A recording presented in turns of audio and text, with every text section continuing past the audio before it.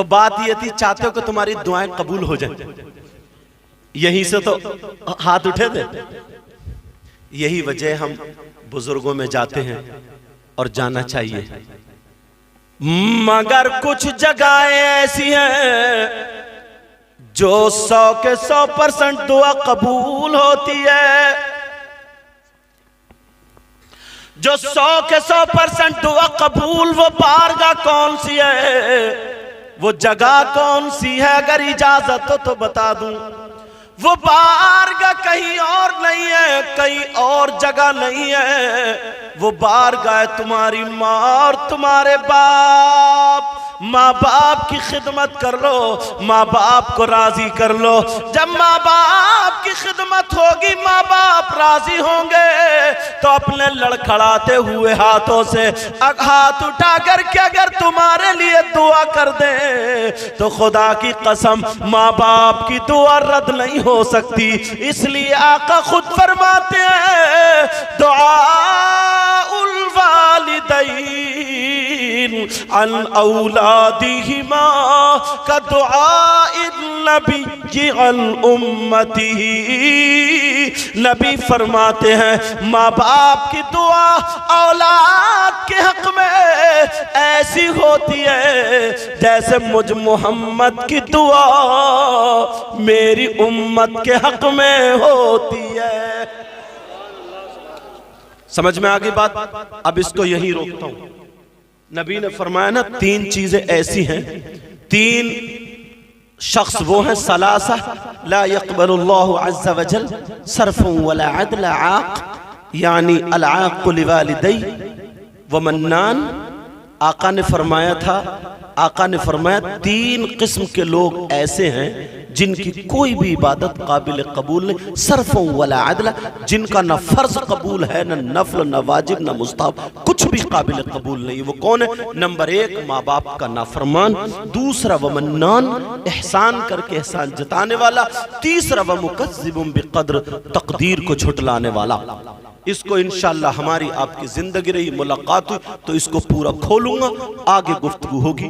और अब ये मुँह मुबारक शरीफ है, अल्लाह जिसकी बरकतें सहाबाए किराम ने खुद हासिल की।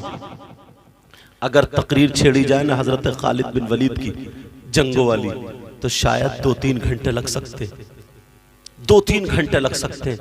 उनका यकीन ये था, उनका ईमान ये था, हमारा भी ईमान और यकीन ये है।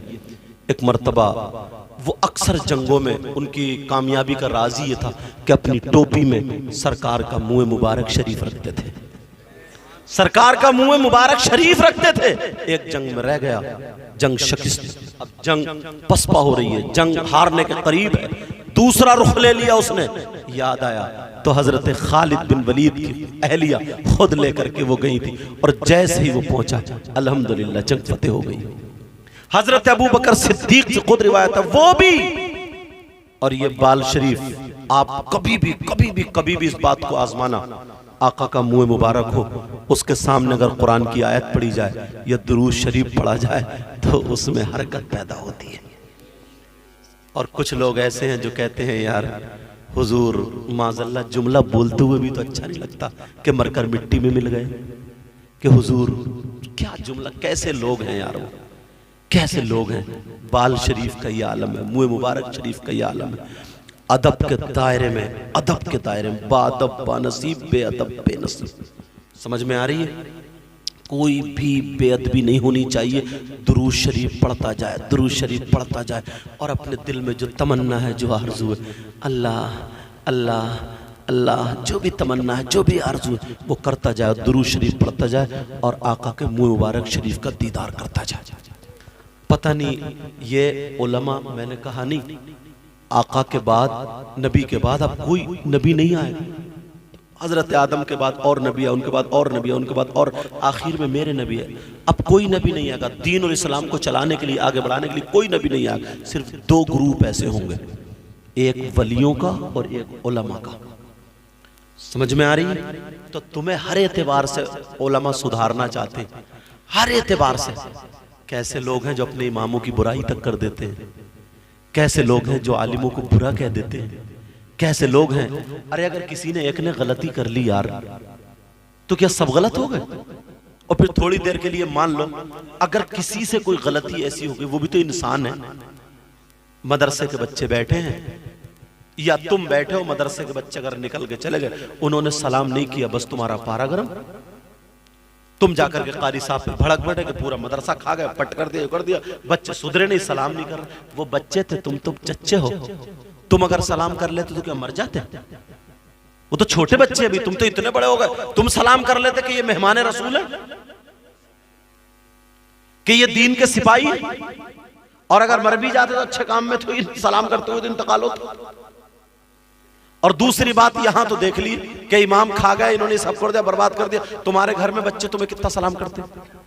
बाहर से आए, अभी सुबह को निकला, दोपहर को आया, सलाम करते? कहो अपने आप को, गालियां दो अपने आप को। 2 बच्चे 3 बच्चे नहीं समझ रहे, और वो मदरसे के बच्चे, एक कारी, एक इमाम, एक आलिम, एक हाफिज, इतने बच्चों को संभालता, और वो भी ऐसे ऐसे, मतलब कोई इधर से कोई इधर से, कोई, ये तो कुरान की बरकत है जो संभलते। अपना नजरिया बदलो, अपने आप को बदलना पड़ेगा। एक कपड़ा मामूली सा मामूली 20-25 रुपए मीटर वाला, और एक कपड़ा 1000 रुपए मीटर वाला, दोनों कपड़े ले आओ, क्वालिटी कीमत 1000 रुपए वाले की अलग ही है उसकी, और एक 20-25 रुपए मीटर वाला। लेकिन 20-25 रुपए मीटर के कपड़े में कुरान शरीफ रख दो, उसे कुरान का जुज़दान बना दो, कुरान शरीफ उसके अंदर रख दो 1 महीना, और 1000 रुपए मीटर किसी भी भाई को पैंट पहना दो, 1000 रुपए मीटर उसका पैजामा बनवा दो, कोई कपड़ा उसका सिलवा दो। 1 महीने के बाद दोनों कपड़ों को दो, कौन सा चूमोगे? कुरान शरीफ का कपड़ा दिया जाए, उसे नहीं चूमोगे क्या? चाहे वो अनपढ़ हो, तब भी उसे चूमेगा, आंखों से लगाएगा, सर पे रखेगा। और 1000 रुपए मीटर वाला नहीं चूमता। पैंट अगर किसी की दे दो, चूमेगा, थूकेगा। एक कपड़े को थूक रहे हो, को चूम रहे हो, वो भी जो क्वालिटी थी जिसकी कंपनी थी, कीमत ज्यादा, उसको थूक रहे हो, तो सब ये कहोगे हमें मुफ्ती साहब से पूछने की जरूरत नहीं है। हमारा इश्क, हमारा जज्बात, हमारा ईमान कहता है कि इस कपड़े को कुरान से निस्बत हो गई है, तो ये हमारे सर का ताज है। ना अब हम इसका कलर देखें, ना क्वालिटी देखें, ना कीमत देखें, ना कंपनी देखें, ये देखेंगे इसको हमारे कुरान से निस्बत हो गई है, हमारे सर का ताज, चूमना सवाब। सब बोल उठे, कहेंगे नहीं कहेंगे? बोलो यार, एक कपड़ा मामूली, यही इमाम इसके सीने में कुरान नहीं है क्या? यही हाफिज कुरान इसके सीने में कुरान नहीं है क्या? यही आलिम मौलवी मुफ्ती इसके सीने में कुरान नहीं है क्या? क्यों नजरिया बदल जाता है? तुम पैसे वाले हो गए, मान लो कोई पैसे वाला हो गया, उस कपड़े की जब टक्कर पे वो कीमती नहीं हो सकता, तो इसके सामने कैसे हो जाएगा? इसके सीने में कुरान है, इसे कुरान से निस्बत हो गई। अब ये मत देखो कौन सी बिरादरी का, गरीब का, अमीर का बेटा, ये मत देखो, देखो हाफिज कुरान है, हमारे सर का ताज है। इसे मोहब्बत से देखोगे, प्यार से देखोगे, तुम्हें सवाब मिलेगा। जलन, हसद, कीना, बगावत सब निकाल दो। अगर इमाम, उसके बेटे की तबीयत खराब है ना, और वो चला गया, और तुम्हारे यहाँ एक फातिहा पढ़ना थी, खाली मुस्ताहब काम, फातिहा पढ़ना थी, जबकि इमाम पे ये जरूरी नहीं है, तुम पे जरूरी, तुम खुद पढ़ो। मुस्ताहब है वो भी तुम पे। समझ में आ रही है? अगर तुम्हारे यहाँ फातिहा नहीं आया पढ़ने, वो उसके बेटे की तबीयत खराब हो, बीबी की तबीयत खराब हो, कहीं निकाह पढ़ाने जाना हो, जरूरी काम से जाना हो, बस गांव में झगड़ा डाल देता, मेरे यहाँ फातिहा पढ़नी है, अब तू जरा रह के दिखा दिए। हश्र के दिन तुम कैसे रह लोगे जहां उसकी चलेगी? कैसे रह लोगे? और वहां ये भी नहीं है कि बच जाओगे। ये जो किरामन कातिबीन ना, फरिश्ते हैं ना, सारा रिजल्ट खुल जाएगा। जो मैंने कुरान की आयत पढ़ी थी, यही तो है, फमन यामल मिस्काला ज़र्रतिन खैरन यरा। अगर छोटी सी भी नेकी करोगे ना, तो वो भी तुम्हारे सामने आ जाएगी, और अगर छोटा सा भी गुनाह करोगे तो वो भी तुम्हारे सामने आ जाएगा।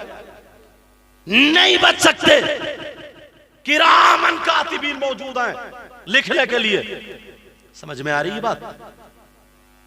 बस जरा सी नहीं सोचता, ये नफ्स इतना मोटा हो गया, इतना मोटा कि नहीं सोचता कि यार किस काम में है, क्या है। एक तो ये शर्म आनी चाहिए थी कि हम इतने बड़े होकर के फातिहा तक नहीं सीखे, अभी इमाम की जरूरत पड़ रही है।